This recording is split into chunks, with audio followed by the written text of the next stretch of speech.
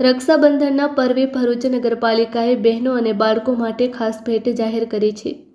28મી ઓગસ્ટે રક્ષાબંધનના સમગ્ર દિવસ દરમિયાન ભરૂચ પાલિકા સંચાલિત સિટી બસોમાં બહેનો તથા 15 વર્ષથી ઓછી ઉંમરના બાળકો નિઃશુલ્ક મુસાફરી કરી શકશે।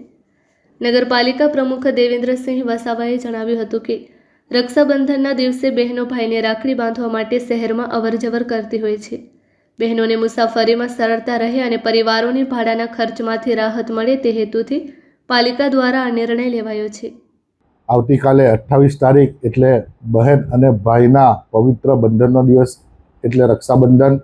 બહેન ભાઈની રક્ષાની પ્રાર્થના કરવા માટે દૂર દૂર સુધી મુસાફરી કરતી હોય તો ભરૂચ જિલ્લાની બહેનો માટે ભરૂચ નગરપાલિકા દ્વારા નિઃશુલ્ક મુસાફરી રાખી છે। બહેનો અને 15 વર્ષથી ઓછા ઉંમરના બાળકો માટે નગરપાલિકા તરફથી આ બહેનોને ભેટ આપવામાં આવી રહી છે। આપ સૌ બહેનોને રક્ષાબંધનની શુભકામનાઓ। ભારત માતા કી જય। જય જય ગરવી ગુજરાત।